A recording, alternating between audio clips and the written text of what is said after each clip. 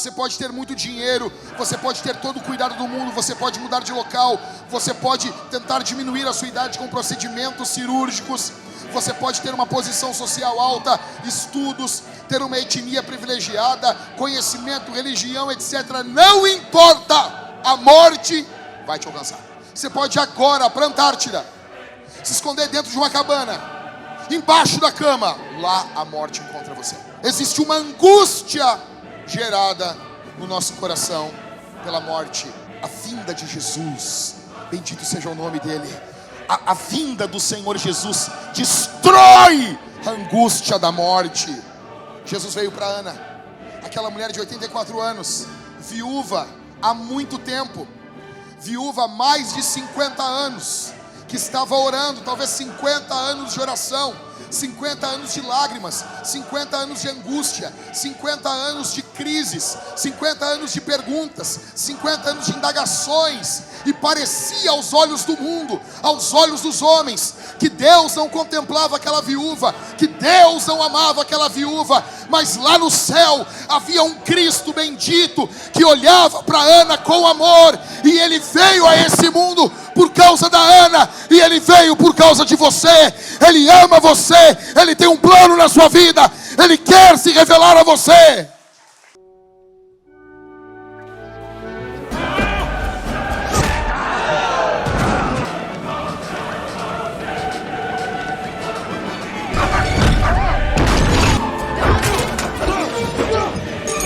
Bem-vindo à festa, amigo!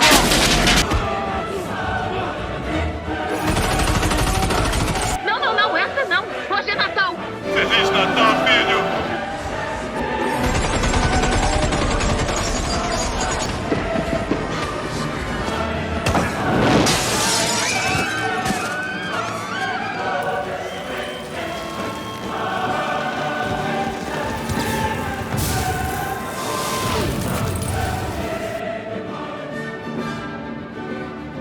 Feliz Natal, seu animal imundo! E um feliz ano novo.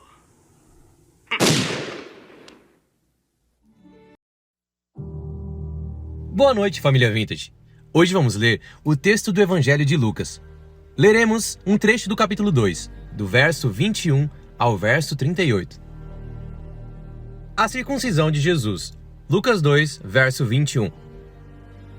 Ao se completarem 8 dias, quando o menino foi circuncidado, deram-lhe o nome de Jesus. Esse nome tinha sido dado pelo anjo, antes de o menino ser concebido. A apresentação de Jesus no templo. Lucas 2, do verso 22 ao verso 24. Passados os dias da purificação deles, segundo a lei de Moisés, levaram o menino a Jerusalém, para o apresentar ao Senhor, conforme o que está escrito na lei do Senhor. Todo primogênito será consagrado ao Senhor. E também foram para oferecer um sacrifício, segundo o que está escrito na referida lei, um par de rolinhas ou 2 pombinhos. O Cântico de Simeão. Lucas 2, do verso 25 ao verso 35. Em Jerusalém havia um homem chamado Simeão. Este homem era justo e piedoso e esperava a consolação de Israel, e o Espírito Santo estava sobre ele. Ele tinha recebido uma revelação do Espírito Santo de que não morreria antes de ver o Cristo do Senhor. Movido pelo Espírito, ele foi ao templo. Quando os pais trouxeram o menino Jesus para fazerem com ele o que a lei ordenava, Simeão o tomou nos braços e louvou a Deus, dizendo: Agora, Senhor, podes despedir em paz o teu servo, segundo a tua palavra, porque os meus olhos já viram a tua salvação, a qual preparaste diante de todos os povos, luz para a revelação aos gentios e para a glória do teu povo de Israel. E o pai e a mãe do menino estavam admirados com o que se dizia a respeito dele. Simeão os abençoou e disse a Maria, mãe do menino: Eis que este menino está destinado tanto para a ruína como para a elevação de muitos em Israel e para ser alvo de contradição, para que se manifestem os pensamentos de muitos corações. Quanto a você, Maria, uma espada atravessará a sua alma. A profetisa Ana. Lucas 2, do verso 36 ao verso 38. Havia uma profetisa chamada Ana, filha de Fanuel, da tribo de Asser. Ela era bem idosa, tendo vivido com o marido 7 anos desde que tinha se casado. Agora era viúva de 84 anos. Ela não deixava o templo, mas adorava noite e dia com jejuns e orações. E chegando naquela hora, dava graças a Deus e falava a respeito do menino a todos os que esperavam a redenção de Jerusalém.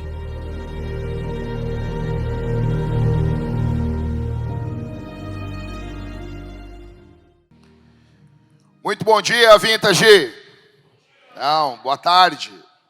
Também não, boa noite. A noite começa às 18 horas. Muito boa noite, meus irmãos. Eu estou muito feliz que eu ganhei um presente, tá bom? Quero agradecer ao Michael, que me deu esse presente aqui. E eu apelidei isso aqui de a outra face. Porque Jesus falou que quando te ferir na face, tem que dar outra face. Então vai ser a outra face. Mas eu trouxe isso aqui, aqui para cima, para fazer uma ilustração para vocês sobre esse sermão. Eu quero que você se vire para quem está do seu lado. Aí eu não faço isso, então eu vou pedir. Se vira para quem está do seu lado uma vez só. E diga assim: esse Natal. Não, mais alto. Esse Natal vai ser brutal, igual o taco do pastor. Glória a Deus. Tá quente, eu sei disso. Mas como todo bom pastor evangélico, eu tenho que falar isso aqui. No inferno é pior. Ok? Eu sei que é véia essa aí, mas quando a gente está com ar-condicionado que não vence, tem que abrir as portas do negócio. Parece as igrejas do Nordeste, que as portas são abertas assim. Pessoal, deixa eu dizer um negócio para vocês. Nós estamos vivendo dias... Deixa eu botar aqui esse taco abençoado aqui.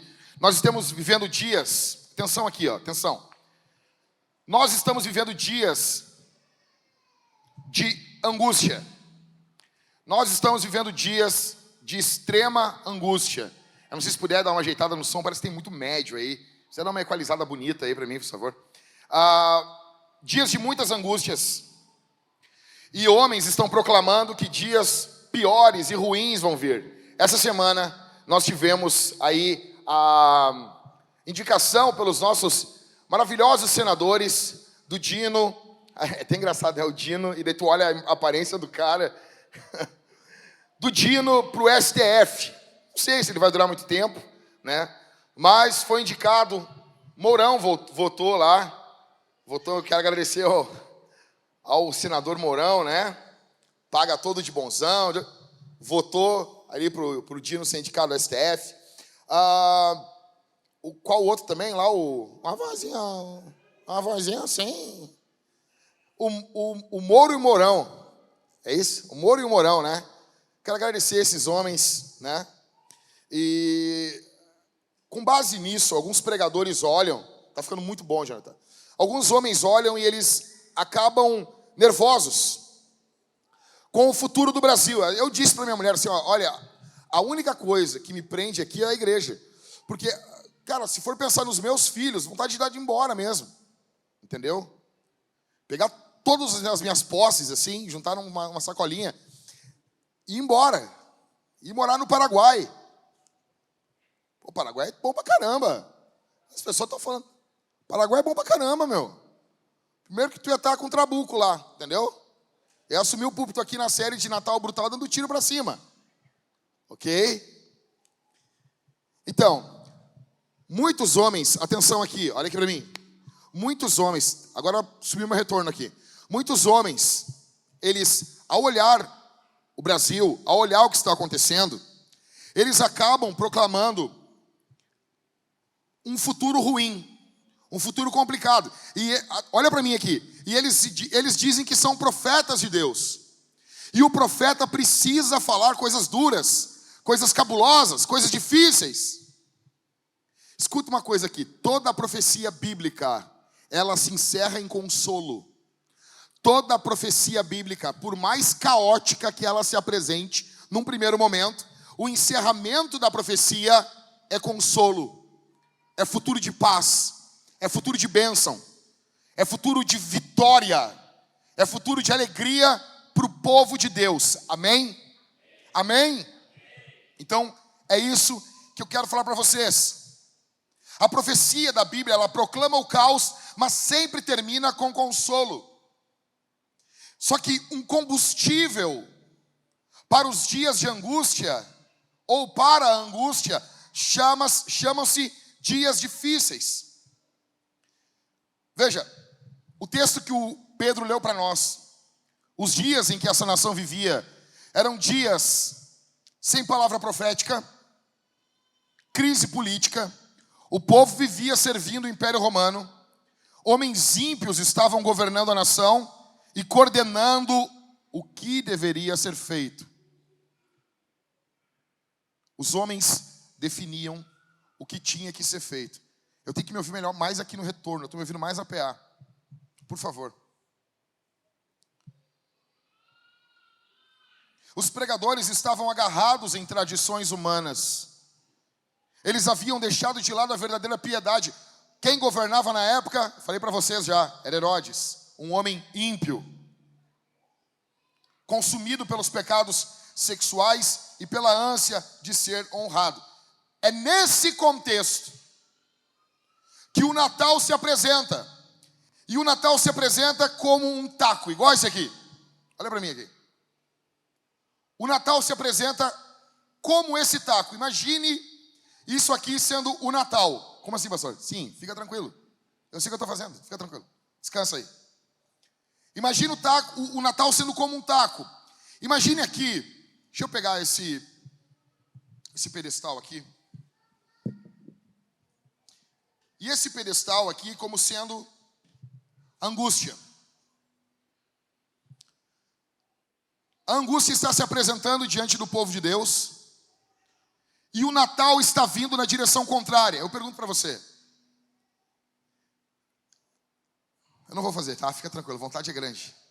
Eu penso nas pessoas que chega a me dar um nervoso assim. É um calorzinho bom. Assim. Principalmente, eu já disse para vocês podem odiar até a hora da ceia aqueles irmãos que falam bem do calor. Tá bom? Vocês podem odiar eles. Daí na hora da ceia para, tá bom? Ok? Pode pensar aí, fica pensando na Mariane. Mariane é primeiro. A Karine, não, a Karine também eu não sei também. A Karine também é junto com a Mariane.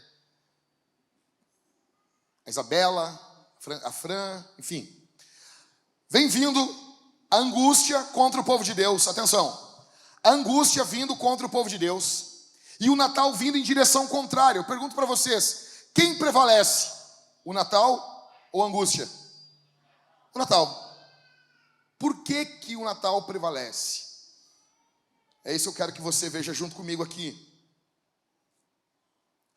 O Natal prevalece contra a angústia como um taco que destrói a angústia que existia nesse período bíblico. A angústia nesse texto se apresenta com 3 faces, de 3 formas. A angústia vai se apresentar de 3 lados. E o Natal vai se apresentar como um taco que destrói a angústia, que explode a angústia. Primeiro lado, primeira face da angústia nesse texto aqui. Acho um pouquinho retorno agora aí, faz favor, meu santo. Primeira face da angústia.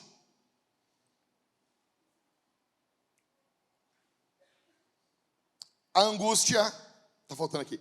A angústia da lei. Repita comigo. A angústia da lei. A angústia da lei. A angústia da lei. 4 informações para você ter noção sobre a lei. Em primeiro lugar, a lei não pode salvar. Tudo que tem no Antigo Testamento não pode salvar você. Você não tem condições de ser salvo pela lei.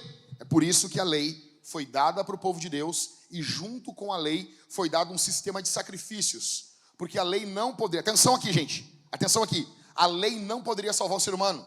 Não por culpa da lei, mas por culpa nossa.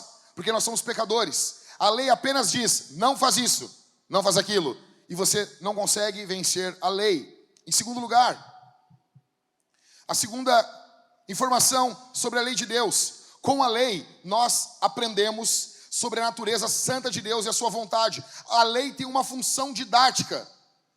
Quando a lei vai dizendo o que pode, o que não pode fazer, a lei vai revelando sobre aquele que deu a lei. Então a lei não presta, então, pastor, se ela não salva, ela não presta. Claro que presta. Ela nos mostra a santidade de Deus. Ela nos revela o caráter de Deus. Em terceiro, com ela aprendemos sobre a natureza pecaminosa e desobediente dos nossos corações. Quando a lei manda você não fazer uma coisa e você faz, a lei está mostrando o quê? Que o teu coração é ruim, que o teu coração é mau. Você não consegue. A lei está mostrando para você quem você é. Então a lei mostra quem Deus é e mostra também quem eu sou. Em quarto, a lei também nos deixa claro que precisamos de um Salvador. Então veja bem.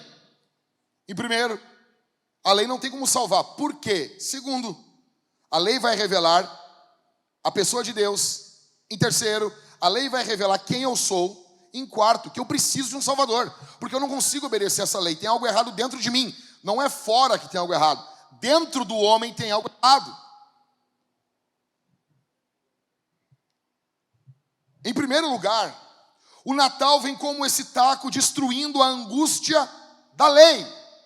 Por quê, pastor? Porque Jesus está indo aqui nesse momento, sendo apresentado dentro do templo, conforme a lei. Jesus está sendo apresentado agora aqui para Moisés, para a lei de Moisés ou para a lei de Deus.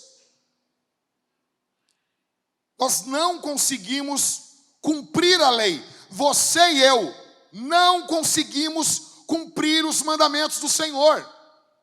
Você e eu não conseguimos obedecer perfeitamente a Deus.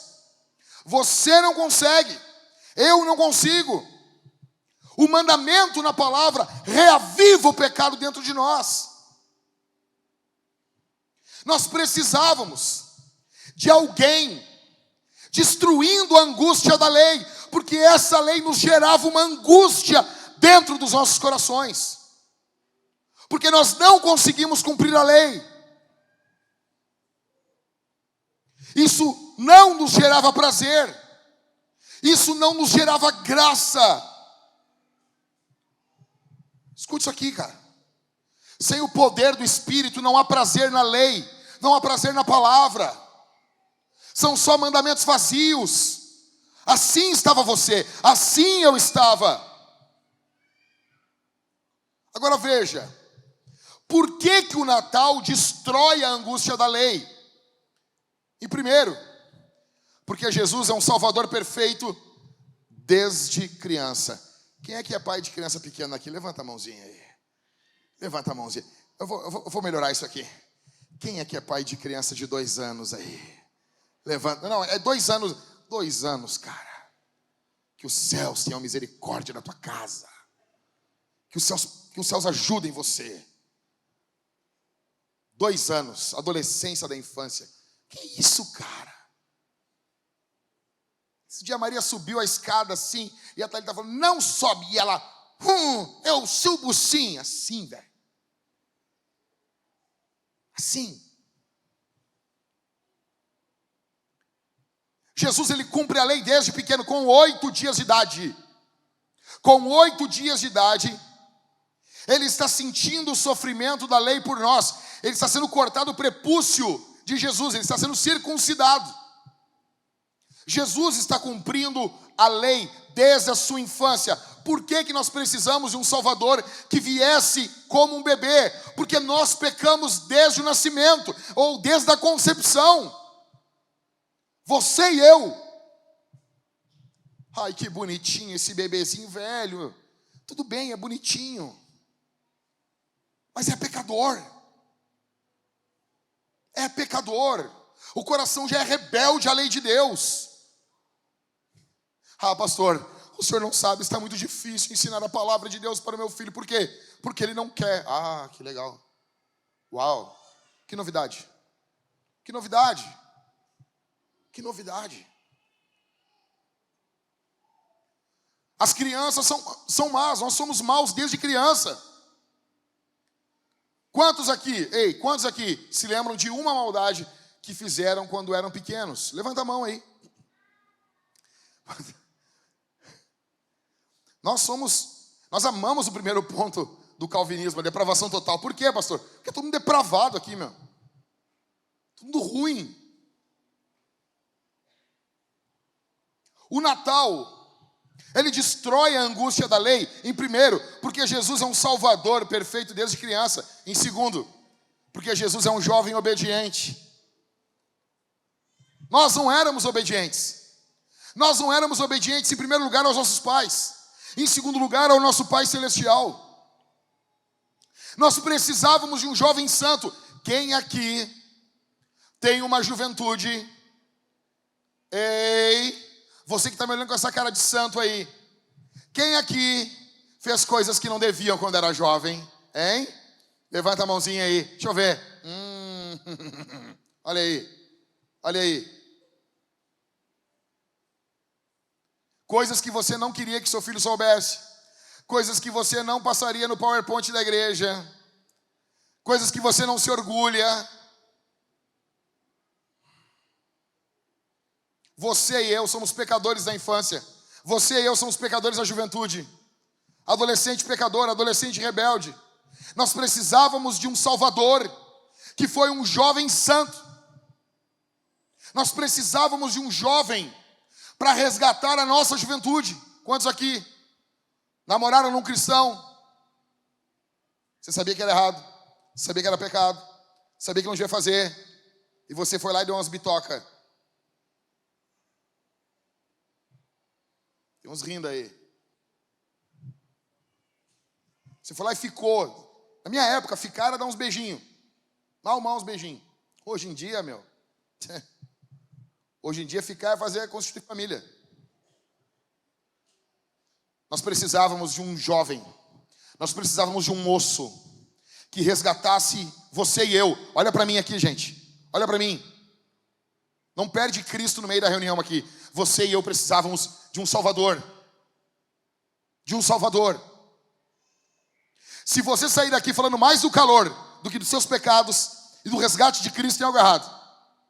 Está quente. Só que o amor de Jesus é mais quente por você ainda. E terceiro.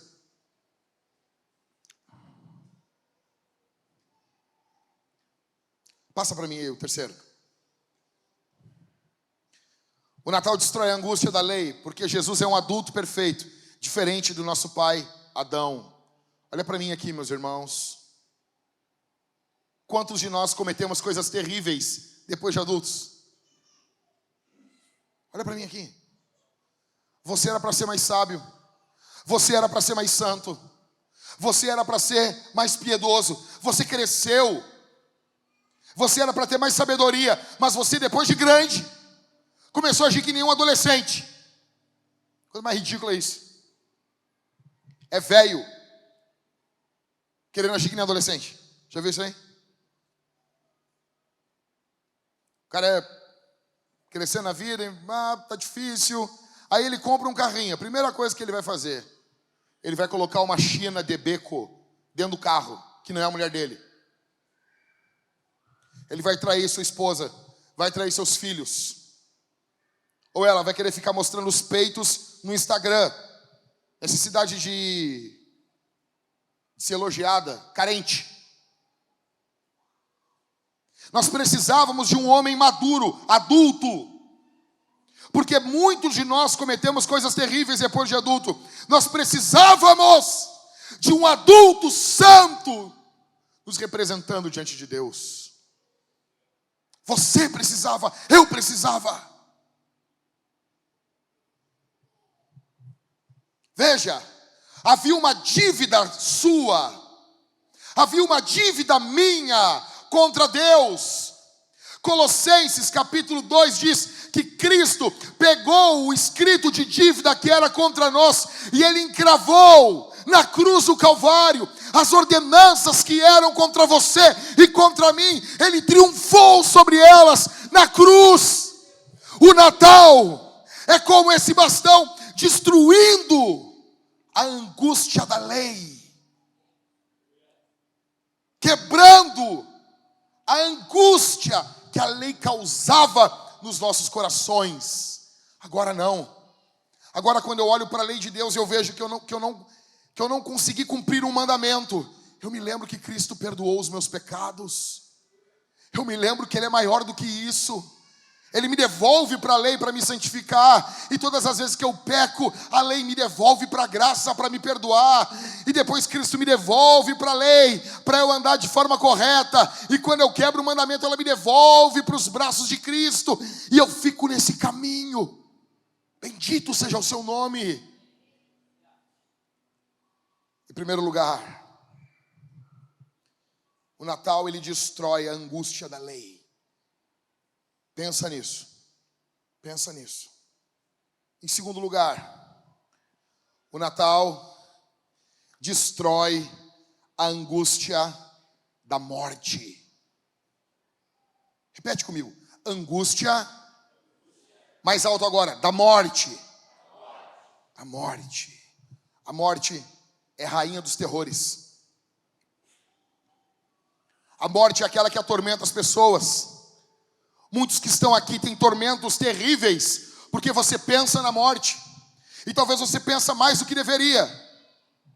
É importante pensar, mas você tem que ter cuidado para não ser consumido por isso. Veja, o texto aqui nos fala de um homem idoso. A tradição vai dizer que ele é idoso.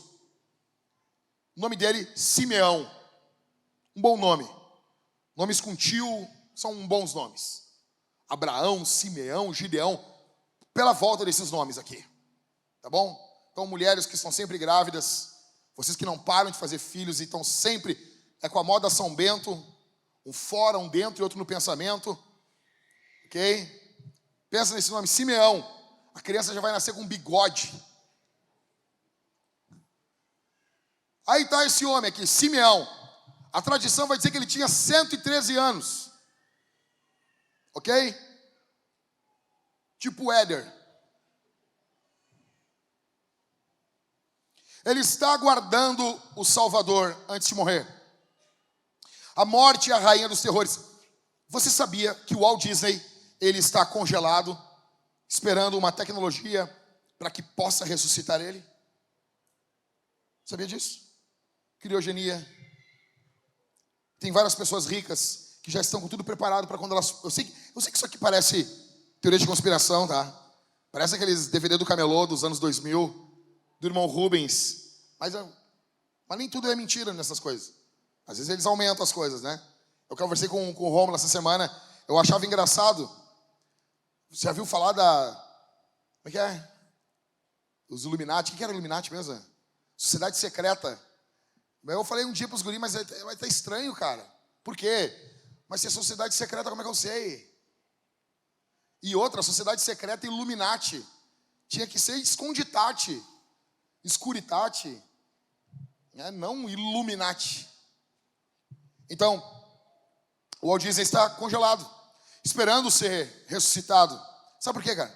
Todas as pessoas querem vida eterna. Todo ser humano quer vida eterna, vida abundante. A morte, ela é a rainha dos terrores. As pessoas vão fazer de tudo para não morrer. O fato é que nada pode impedir você de morrer. Você pode fazer um procedimento estético, você pode se mudar para um outro lugar, você pode ter muito dinheiro, você pode ter todo o cuidado do mundo, você pode mudar de local, você pode tentar diminuir a sua idade com procedimentos cirúrgicos, você pode ter uma posição social alta, estudos, ter uma etnia privilegiada, conhecimento, religião, etc. Não importa. A morte vai te alcançar. Você pode ir agora para a Antártida, se esconder dentro de uma cabana, embaixo da cama. Lá a morte encontra você. Existe uma angústia gerada no nosso coração pela morte. E veja, o Natal, aleluia, a vinda de Jesus, bendito seja o nome dele, a vinda do Senhor Jesus destrói a angústia da morte.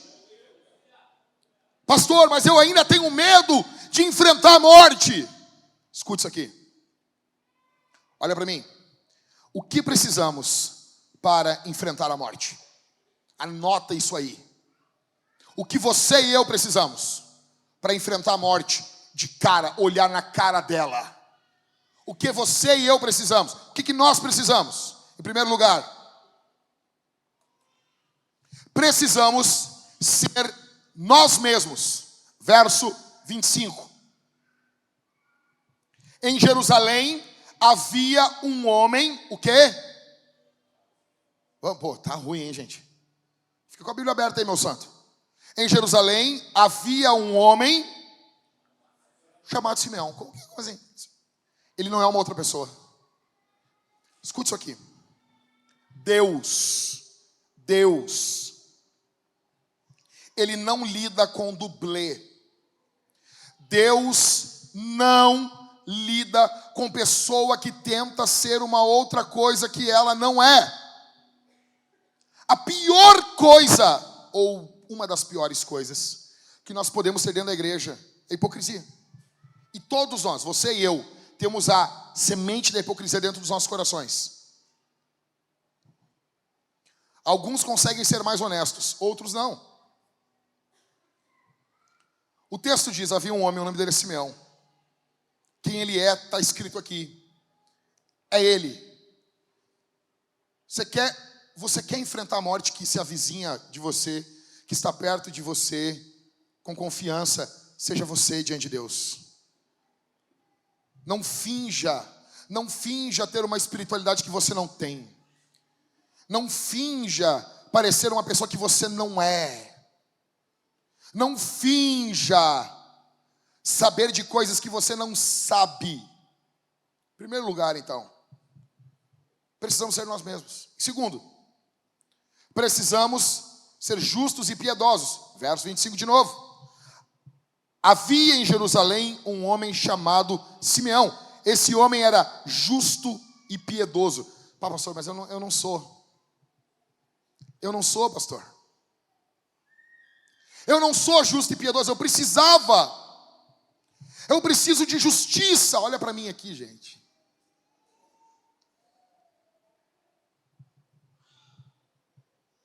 Cristo tem justiça para você. Não, tu não entendeu isso aqui. Deixa eu explicar uma coisa. A coisa mais poderosa do Evangelho. Sabe o que é a coisa mais poderosa? É Cristo dar a justiça dele para nós. Não, tu não entendeu. Tu não entendeu. Cristo é Deus. Ele tem a justiça de Deus. Olha, ele pega da justiça dele, da glória dele, do poder dele, e ele tira o seu fardo de pecado e assume sobre ele. E ele pega a justiça dele, os méritos dele, e ele coloca sobre você. Agora você pode chegar diante de Deus, porque você tem a justiça de Cristo. Cara, tu tem noção do que é isso? Sem pagar R$1, sem bancar nada, sem precisar fazer nada. Agora, livre, de forma gratuita, você possui a justiça de Cristo. Você tem noção disso? Isso aqui é coisa para fazer você cantar até o Natal de 2024. Segundo, nós precisamos ser justos. Em terceiro, precisamos encontrar Jesus antes da morte. Verso 26. Ele, Simeão, tinha recebido uma revelação do Espírito que não morreria antes de ver o Cristo do Senhor. Todos nós precisamos, assim como Simeão, encontrar Jesus antes de morrer. Todos nós. Escute isso aqui. Eu pergunto para você aqui. Quando você vai morrer? Ah, pastor, vai demorar muito. Será? Será? Será que você vai ver a luz do dia? Quantos de nós vamos fazer várias resoluções para entrar no ano de 2024? e não vamos cumprir elas porque nós vamos morrer. Quantos de nós temos uma semana de vida? Quantos de nós talvez temos um ano, 2 dias? Quantos de nós estamos a passos da morte? Você e eu. Você e eu. Você e eu precisamos encontrar Jesus antes de morrer. Você e eu, assim como Simeão, precisamos contemplar esse Cristo diante de nós antes da morte, porque você e eu somos pecadores e nós precisamos que o Senhor nos resgate do nosso pecado. Você quer encarar a morte? Encare primeiro Jesus. Você quer encarar a morte sem medo? Olhe primeiro para Jesus. Em quarto, o que precisamos para enfrentar a morte? Quarto, precisamos ser obedientes ao Espírito Santo. Verso 27. Lê comigo aí. Movido pelo Espírito Santo, ele, Simeão, foi ao templo. Simeão só encontrou Jesus porque ele obedeceu o Espírito Santo. O Espírito Santo comunicou ao interior de Simeão: vá ao templo agora, porque tu vai encontrar o Cristo. Quantos de vocês estão ouvindo o Espírito Santo aqui, falando com vocês, para você abandonar o seu pecado, para você se encontrar com Jesus, e você tem resistido ao Espírito Santo? E você tem sido rude ao Espírito Santo. O Espírito Santo fala dentro de você. O Espírito Santo comunica a você. O Espírito Santo chama você ao arrependimento. E você tem resistido ao Espírito Santo. Quantos aqui? Você quer encarar a morte na cara dela? Você precisa primeiro ouvir o Espírito Santo. E o Espírito Santo fala através da pregação da palavra. Levante-se aqui. Seja corajoso, seja corajosa, senhora. Seja corajoso, meu Senhor. Levante-se aqui e diga: é mentira o que tu está falando, pregador. Seja corajoso e fale aqui, diante de todos: é mentira o que tu prega, pregador. O que tu está falando a tua carne. Seja corajoso. Me confronte aqui. Grite em alto bom som que você não precisa de Jesus, que você tem um Salvador mais poderoso, que você conhece um sangue mais glorioso. Levante-se aqui e fale.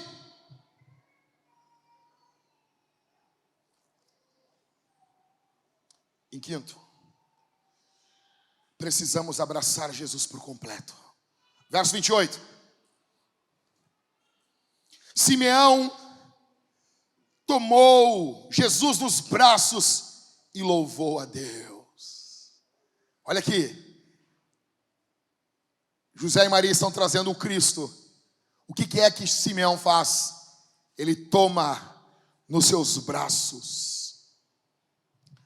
Ele abraça Jesus por completo.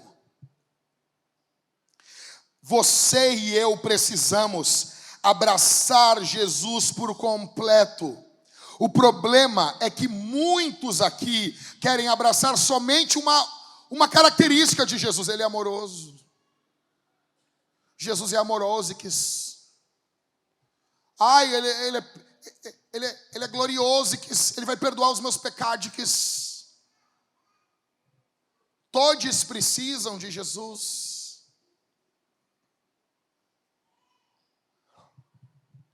Eu vi um pregador, filho de Satanás, pregando esses dias. Filho do diabo, está aí, como dizia Calvino, sendo engordado para o dia do juízo, assim como os porcos são engordados para o dia da matança. E esse pregador, não vou falar o nome dele, por ética. Esse pregador estava pregando e ele começou a falar que existem coisas que estão na Bíblia, mas não estão em Jesus. Tem coisas, juízo, que está na Bíblia, mas não está em Jesus. A vontade que eu tenho de entrar dentro do vídeo e gritar: vagabundo, sem vergonha, canalha, chinelão, seu chimbungo. Escute isso aqui. Está na Bíblia, mas não está em Jesus. Toda a Bíblia é palavra de Jesus, é palavra de Deus. Jesus nunca se levantou contra a Bíblia. E Jesus é aquele que encerra a Escritura com juízo fulminante sobre os ímpios. Não deixe que ninguém engane você. Você abraçou somente um aspecto de Jesus, ou você abraçou Jesus por completo, até aquilo que não é agradável a você? Porque você e eu temos coisas que não nos agradam em Jesus. Como assim? Tem coisa que se deixasse a gente mudava, mas não dá. Não dá. Você precisa abraçar Cristo por completo.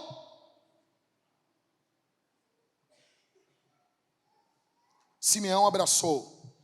Eu pergunto, você está abraçando Jesus completamente? Ou você está abraçando só o que convém? Quando você lê a palavra, você é confrontado? Quando você estuda a Bíblia, você é questionado? Você é incomodado? Qual foi a última vez que você se incomodou lendo a Bíblia? Qual foi a última vez que você saiu resmungando depois de ler a Bíblia? Qual foi a última vez que você leu o livro de Provérbios e você saiu indignado?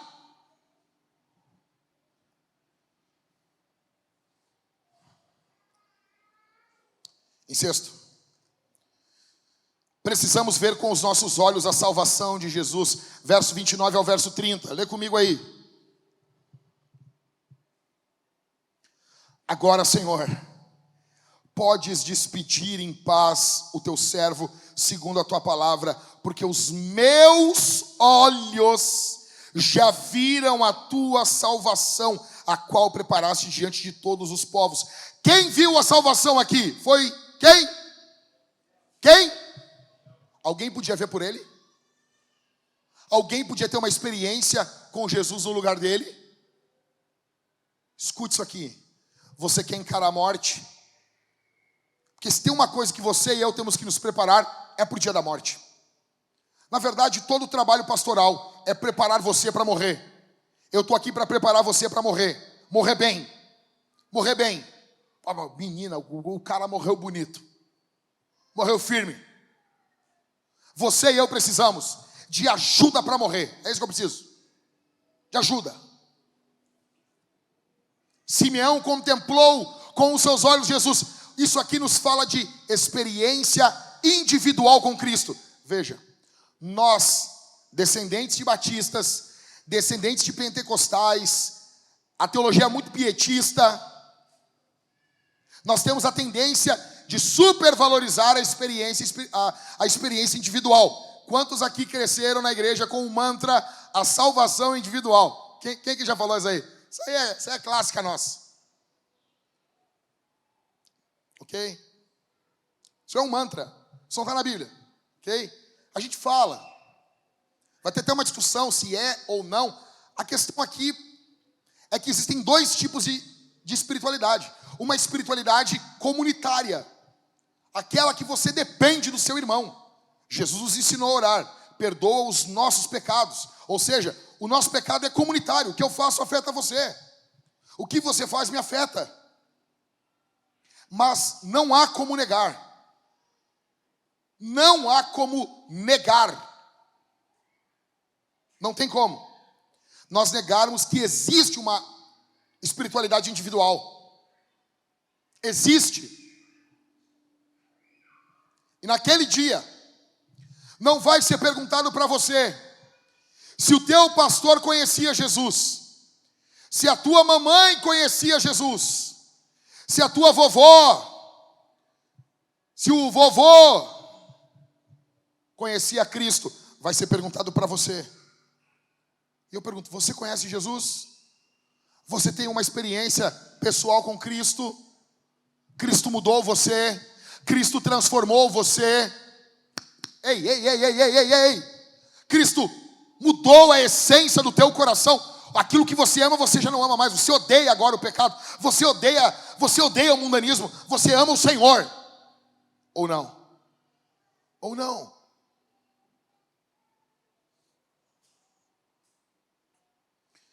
E sétimo e último.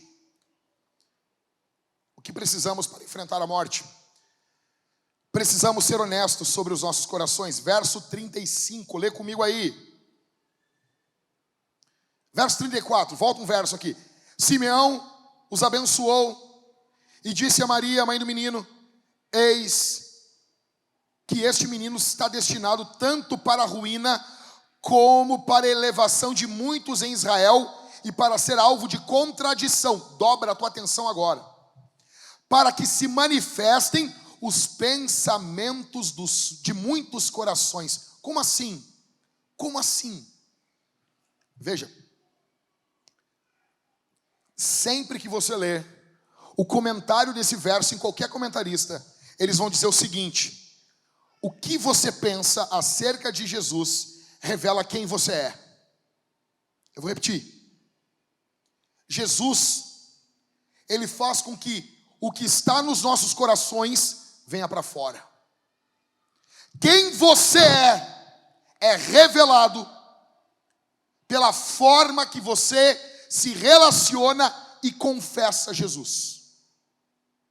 Não importa quem você é no seu trabalho, quem você é como pai, mamãe, vovó, tio, e não importa.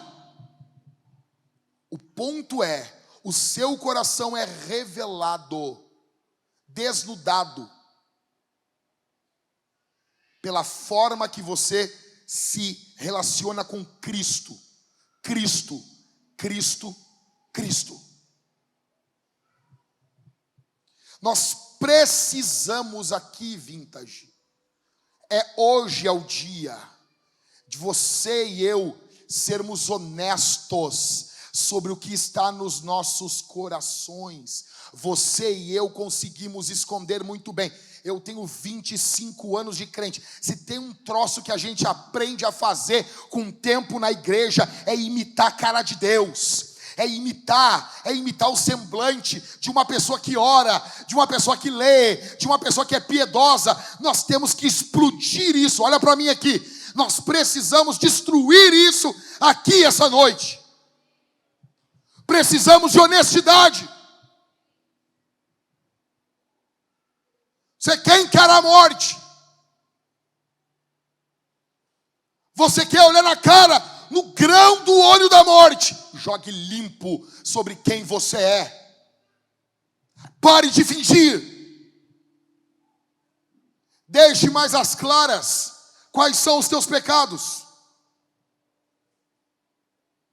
Deixa eu dizer um negócio para você. Deixa eu falar um negócio aqui.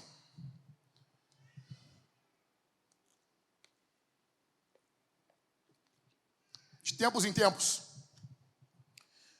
eu sento com a minha esposa, e às vezes ela pergunta para mim: como é que está o teu coração? Como é que está o teu coração sobre esse assunto aqui?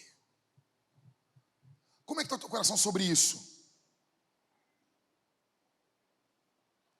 Gente, só pergunta cabulosa.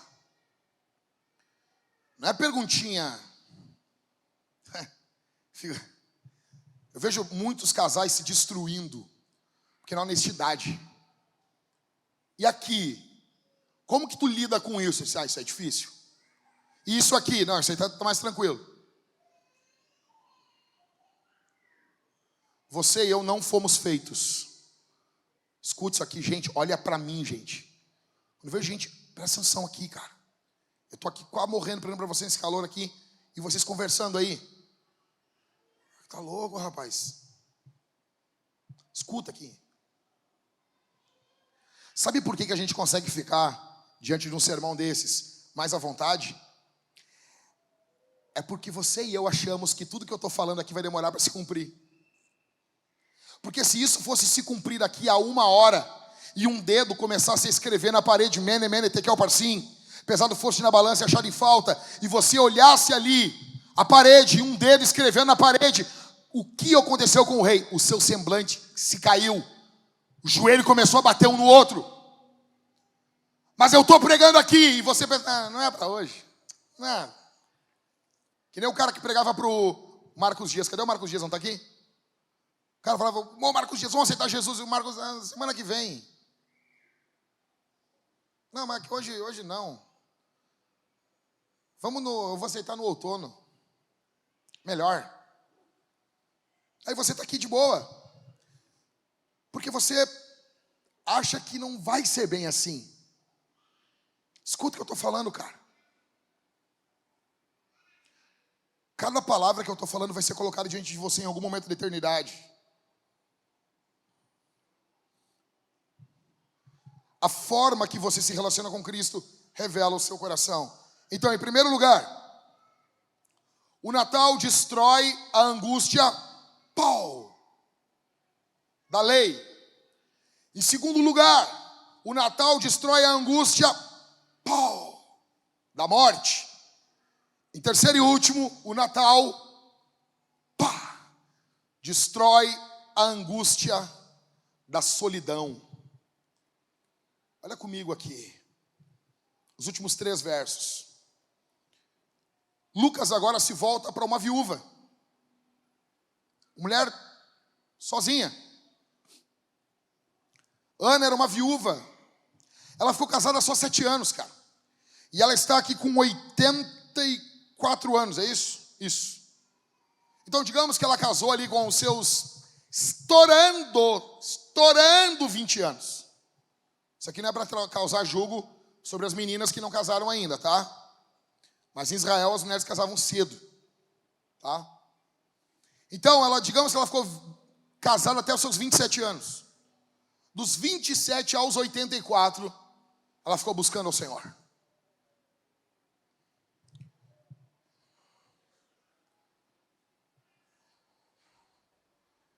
Espírito do sono, sai.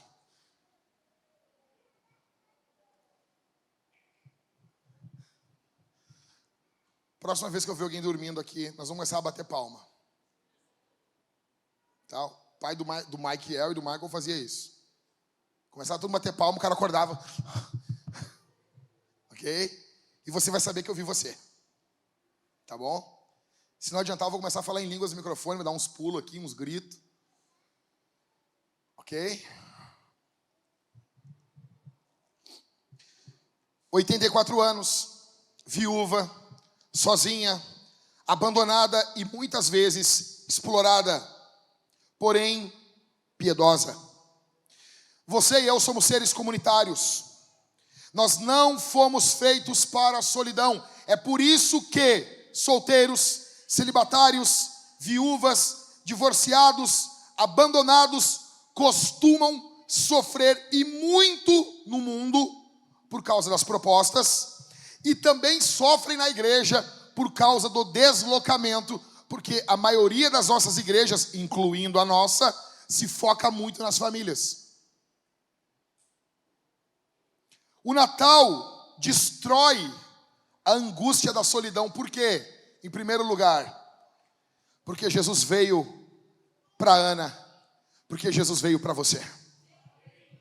Jesus veio para Ana, aquela mulher de 84 anos, viúva há muito tempo, viúva há mais de 50 anos, que estava orando, talvez 50 anos de oração, 50 anos de lágrimas, 50 anos de angústia, 50 anos de crises, 50 anos de perguntas, 50 anos de indagações, e parecia aos olhos do mundo, aos olhos dos homens, que Deus não contemplava aquela viúva, que Deus não amava aquela viúva, mas lá no céu havia um Cristo bendito que olhava para Ana com amor, e ele veio a esse mundo por causa da Ana, e ele veio por causa de você. Ele ama você, ele tem um plano na sua vida, ele quer se revelar a você.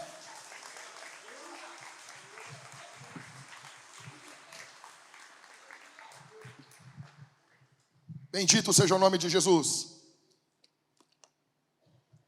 Jesus veio para Ana e Jesus veio para você.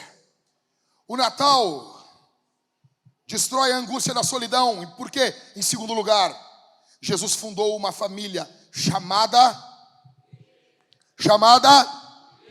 Tem uma igreja em Porto Alegre, eu não vou falar o nome, por ética, porque eu sou um cara muito ético. Ok? Vejam, eu sou um cara muito ético. Mas tem uma igreja aqui em Porto Alegre, que você entra nessa igreja e está escrito lá assim: mais do que uma igreja, uma família.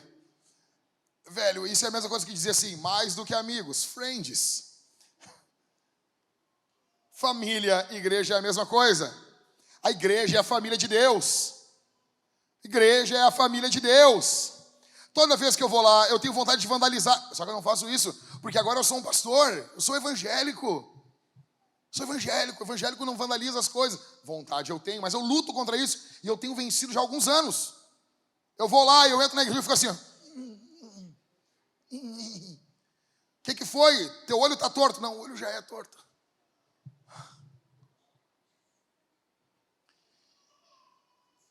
Jesus fundou uma família. Você não está sozinho. O diabo fala no teu ouvido. Tu está sozinho. Você está sozinho. Mentira. É mentira. Você se isola às vezes. Você procura se isolar. A Bíblia diz em Provérbios: aquele que se isola busca o seu próprio contentamento. É egoísmo se isolar. Você se isola porque Deus colocou aqui uma igreja que ama você, que se importa com você. Você faz parte de uma família, a família de Deus. E terceiro, o Natal destrói a angústia da solidão, porque o tempo de Deus é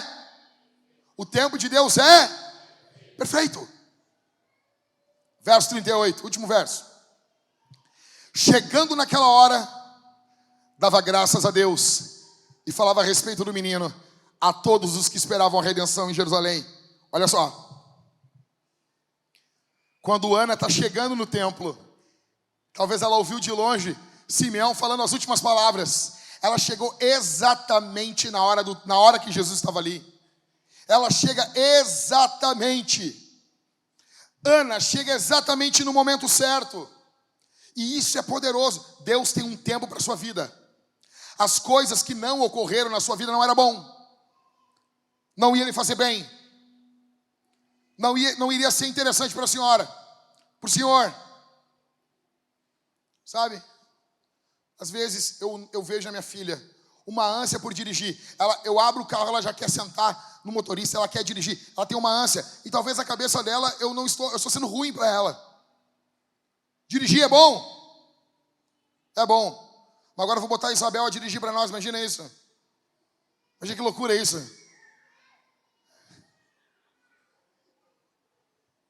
Você imagina isso? Tudo tem o seu tempo. Deus tem o tempo perfeito. O tempo de Deus. Então Deus pode destruir a angústia da solidão. O Natal, a vinda de Cristo, pode destruir a angústia da solidão na sua vida, em último dos últimos dos últimos.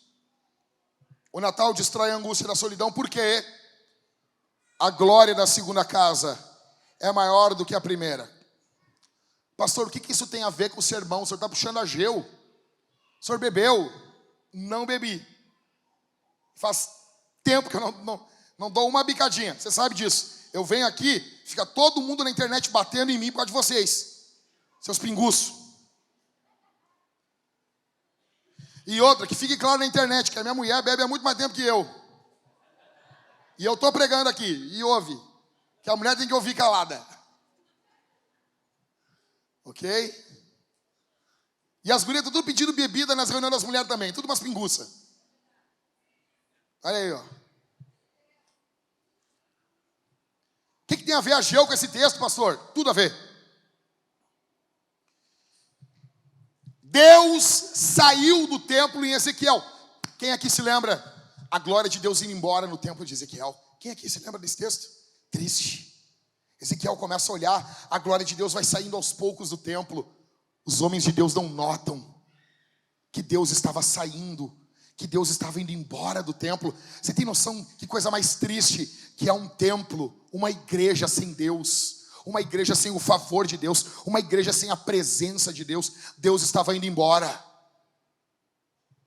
Deus foi embora, saiu do templo em Ezequiel. Em Ageu ele prometeu o seu retorno. E aqui em Lucas, ele está entrando no templo através de um bebê. Não, o que você tem na sua cabeça? Você tem que dar um grito de glória a Deus. Eu vou repetir isso aqui. Deus foi embora em Ezequiel. Foi prometido o seu retorno em Ageu, E agora em Lucas, cumprindo o que Ageu falou, Ageu disse: a glória do segundo templo vai ser maior do que a glória do primeiro. Por quê? Porque nesse templo Deus entrou como pessoa. E quando aconteceu isso, com um bebezinho de 8 dias de idade, era Deus entrando naquele templo. Os homens não sabiam, mas era Deus entrando ali dentro. Ana estava olhando Deus ali diante dela. Você tem noção disso, cara? Aí você fica: a glória do segundo templo vai ser maior que a glória do primeiro. Tu nem sabe o que está falando. O que Ageu está falando é que aquele templo de Salomão seria pequeno, perto desse templo. Porque nesse templo Deus entrou na plenitude dos tempos. Ele veio como um bebê. E ele entra dentro desse templo. O que eu estou querendo dizer para você, solteiro, celibato, divorciado, você que está aqui, você que foi abandonado talvez, quero dizer para você que o futuro é maravilhoso, que o futuro não é pautado por Dino, o futuro é pautado por Cristo, o futuro é glorioso, o futuro com Jesus é sempre melhor. Deus tem o melhor para você. Você que vive solitário, Ana passou anos e anos de solidão, mas agora ela está com Deus nos braços dela. O melhor de Deus está por vir. Ah, não, pastor. Eu vi um pastor reformado na internet dizer que não. O melhor de Deus já veio. Um desses caras fui eu que falava isso aí. Sabe quando tu não tem o que falar e tu fala umas coisas só para chamar atenção? Não, eu nunca fiz isso, pastor. Algumas aqui nunca fizeram isso, mas bateram foto pelada com versículo bíblico. O Senhor é meu pastor. Esconde os peitos aí, minha irmã.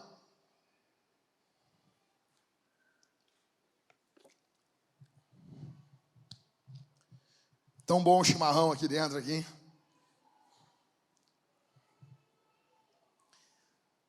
O melhor de Deus está por vir? Sim. O melhor de Deus já veio? Sim. Cristo é o melhor de Deus. E Ele já veio, mas Ele vai voltar. Jesus vai voltar. A sua vida não se resume ao dia de hoje. Leia o final da Bíblia. No final da Bíblia, a tua vida ela vai mudar para um final glorioso. Talvez você diga assim: não, mas eu não acredito que Jesus volte. Acredite você ou não acredite, Jesus vai voltar. Esteja você preparado ou não, Jesus vai voltar. Goste você ou não goste, Jesus vai voltar. Queira você ou não queira, Jesus vai voltar. Estude você ou não, Jesus vai voltar. Eu quero dizer para você aqui, Vintage, Jesus está voltando glorioso.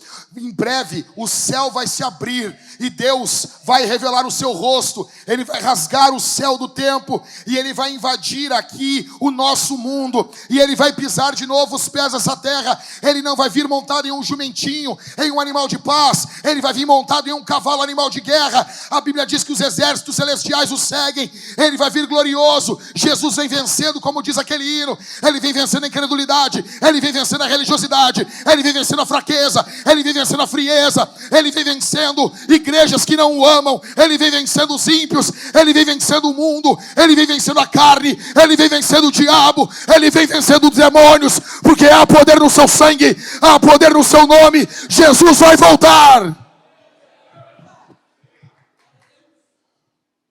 Cristo vai voltar. E esse é o Natal. Destruindo a angústia da lei, destruindo a angústia da morte e destruindo a angústia da solidão. Quero falar para você que está aqui. Eu não sei. Obrigado. Pega aqui. Eu não sei como está a sua vida hoje. Mas eu sei que Cristo é a resposta para você. Que Jesus é a resposta para a tua vida. Jesus é a resposta para o teu sofrimento. Jesus é a resposta para a tua dor. Jesus é a resposta para as tuas mazelas. Jesus é a resposta para os teus pecados. Jesus, escute isso aqui, ó. Escute isso aqui. Não importa se está quente. Nós queríamos um clima melhor, nós precisamos arrumar esse prédio, nós temos muitas demandas. Nós precisamos entregar o outro prédio. O pastor Everton foi lá em casa e disse assim: Jack, tu tem 20 mil reais aí? Na verdade, nós precisamos de 40 para sairmos do outro prédio. Ei, membro vintagiano, você que não perguntou, nós ainda não entregamos o prédio antigo. Nós temos demanda para esse prédio. Cadê o Guilherme? Ele está o Guilherme. O Guilherme vai lá em casa lá. E ele não come nada lá em casa, tá, Amanda? Não come nada. Tá seco desse jeito. Tá tisgo. Tem que ir lá e tem que comer. Thalita Servos... Hã? Reclamou ainda? Sem vergonha. Vocês estão vendo, ó. Viu, Mariane? Viu? Viu o que dá? A Thalita não tá aqui. É isso aí que dá. Ninguém cortou. Totinho dele. Ah, esse pessoal do Paraná é estranho mesmo, né? Escuta só isso aqui. Quanto sai, Guilherme, um valor do ar-condicionado para todo o prédio aqui? Pessoal que não ouviu lá no fundo, lá, 400 mil reais. Pastor, é caro isso? Não. Caro é 400 mil reais para botar ar-condicionado numa casa. Para uma igreja, você tem que entender uma coisa. Você tem um grande problema, assim como eu.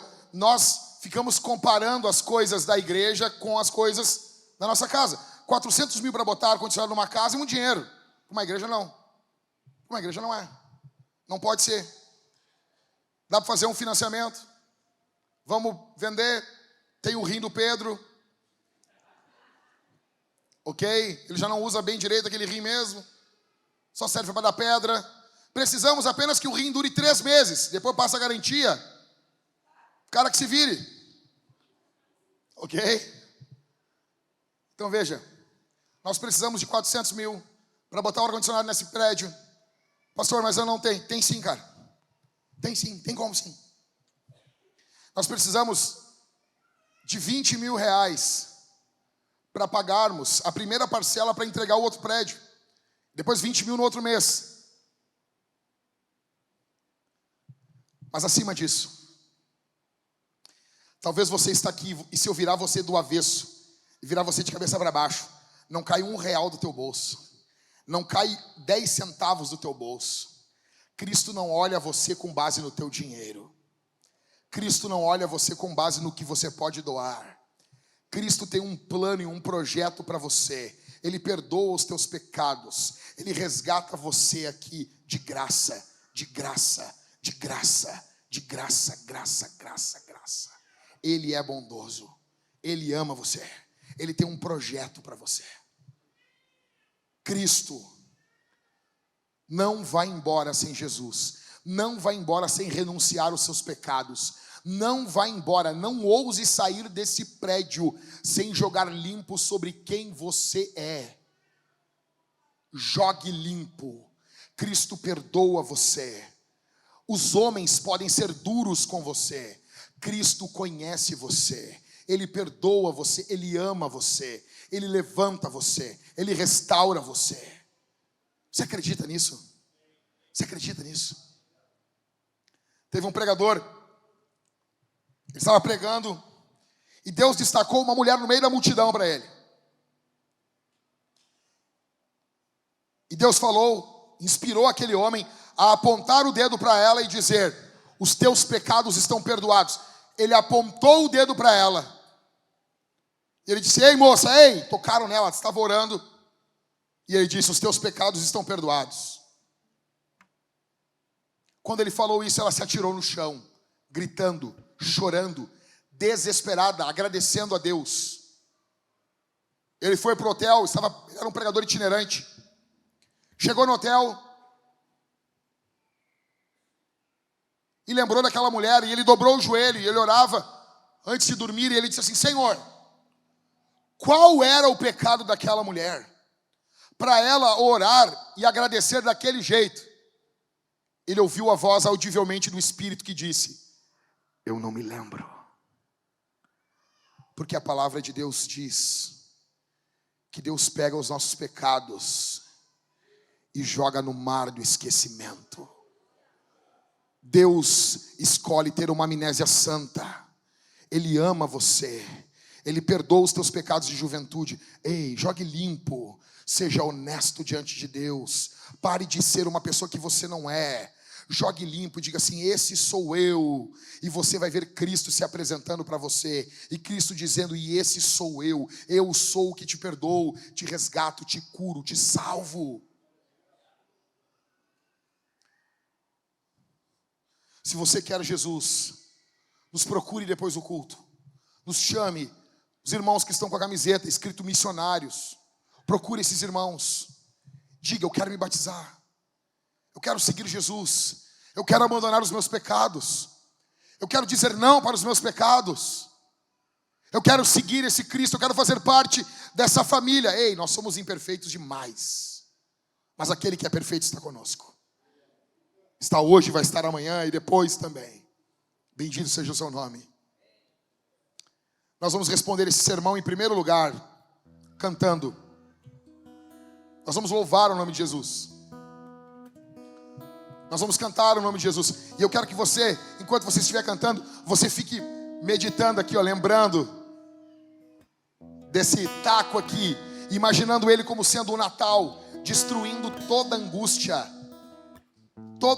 da lei dentro do teu coração, toda angústia da morte, toda angústia da solidão dentro da tua alma. Quero que você pense num Deus poderoso, que é maior do que os teus medos, que é maior do que a tua dor, que é maior do que os teus pecados, que perdoa você, que resgata você, que ama você. Em segundo lugar, nós vamos responder ao Senhor, ofertando e dizimando. Infelizmente, olha para mim aqui. Normalmente, os ganhos das pessoas, eles aumentam no final do ano. O natural seria que as ofertas da igreja aumentassem proporcionalmente. O final de ano para muitas igrejas, olha para mim aqui, gente, serve para duas coisas. Primeiro, botar as contas em dia.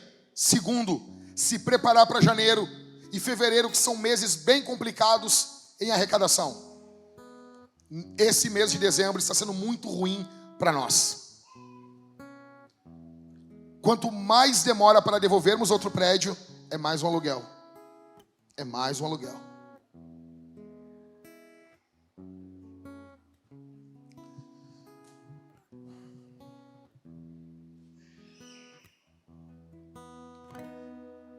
Eu estava conversando essa semana com a Thaís e com o Augusto, semana passada.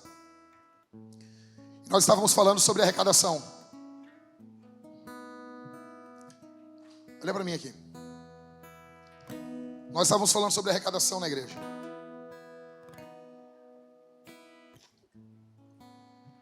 E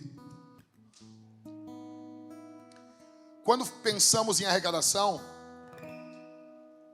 muitas pessoas ficam perturbadas. Gente, eu entendo porque Porto Alegre é considerado cemitério de pastores. Porque você sai daqui e você vê a diferença. Você vai no Rio de Janeiro, é o lugar que eu mais vou pregar, que eu mais viajo para pregar. Acho que agora em janeiro, querendo o Senhor, estarei no Rio de Janeiro de novo. O som deles é muito mais alto do que o nosso. E tu ouve o povo cantando. Tu ouve o povo cantando. Por quê? Porque o povo abre a boca. Ele abre a boca. Ele canta alto, intencionalmente. Eles vão assim, Senhor, mal abre a boca, só para dizer que estou cantando. Não, você olha para o povo, você vê vibração, você vê vida. A coisa mais linda do Rio de Janeiro, a igreja. Ah, mas se a igreja fosse tão poderosa, por que o Rio está daquele jeito? O Rio estaria pior. O Rio de Janeiro estaria 1000 vezes pior. Primeiro, a igreja canta. Em segundo, você vê como que a igreja investe. Quando você vê uma campanha na igreja para pagar um som, para pagar um prédio, para comprar alguma coisa, tu não tem noção. Na próxima reunião ou no próximo culto, eu vou chamar a Thaís vai contar para vocês. Tudo na igreja é feito desse jeito. Foi pago a primeira parcela do som. Nós não tivemos. Tipo assim, se tem uma coisa desanimador, nós podemos cooperar com o evangelho. E você pode pensar, pastor, mas veja bem, mas é muita coisa, pastor. Tem oferta, tem isso e aquilo. Vida de igreja, meu irmão. Vida de igreja, meu irmão.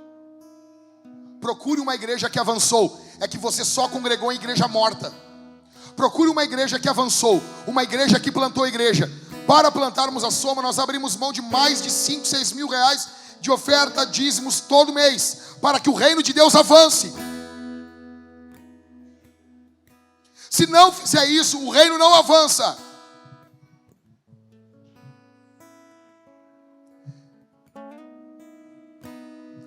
Nós vamos responder a esse sermão com generosidade. Ali atrás nós temos o balcão de contribuição. Você vai até ali, você pode doar através do Pix, através de dinheiro físico, ou através de máquina, de cartão, como você quiser. E nós vamos responder ao Senhor, ceando, comendo e bebendo do Senhor. Nós teremos 2 irmãos desse lado, mais 2 irmãos desse outro lado aqui. E nós vamos estar comendo e bebendo de Jesus. Aleluia. Jesus se faz presente aqui, meus irmãos. Jesus caminha no nosso meio aqui. O Senhor Jesus caminha por entre os bancos dessa igreja. Apocalipse capítulo 1 mostra ele caminhando por entre os 7 candelabros, os 7 candeeiros. E ali os candeeiros em Apocalipse 1 são as igrejas. Ele caminha no meio da igreja. Feche seus olhos. Feche seus olhos. Feche os seus olhos. Quero que você ore nesse momento. Há uma obra de Deus sendo feita aqui. Há um trabalhar de Deus sendo feito aqui. O Senhor Deus está operando aqui. Feche os seus olhos. Pai nosso, eu oro pelo teu povo. Eu oro pelo teu povo que está aqui. Eu peço a tua graça. Quantos estão aqui e não foram tocados por esse sermão, Senhor? Quantos estão aqui, estão alheios ao que o Senhor está falando aqui? Quantos estão aqui, estão pensando no que vão fazer depois desse culto? Quantos estão aqui e não sabem, Senhor, nem o que vão fazer nas suas vidas? Ó Espírito Santo, é com esses que eu peço que o Senhor Deus se encontre. É com esses que eu peço que o Senhor Deus se envolva em nome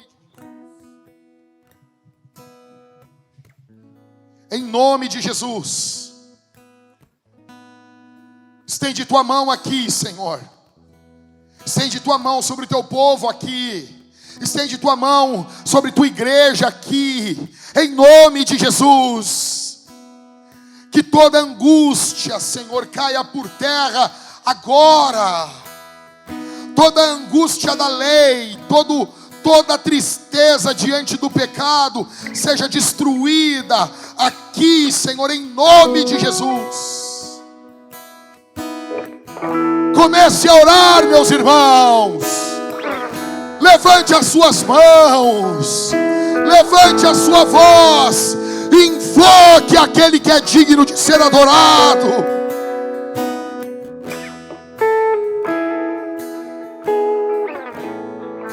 Ore intencionalmente. Ore com a voz alta. Ore, abra sua boca e ore. Invoque o Espírito Santo. Bendito é o teu nome. Bendito é o teu nome. Bendito é o teu nome. Toda angústia da morte seja agora repreendida e expulsa pelo poder do nome de Jesus. Toda angústia da solidão, todo solitário que está aqui, em nome de Jesus, receba a vida que vem da cruz do Calvário. Receba o sangue que verte daquela cruz. Em nome de Jesus. Agora.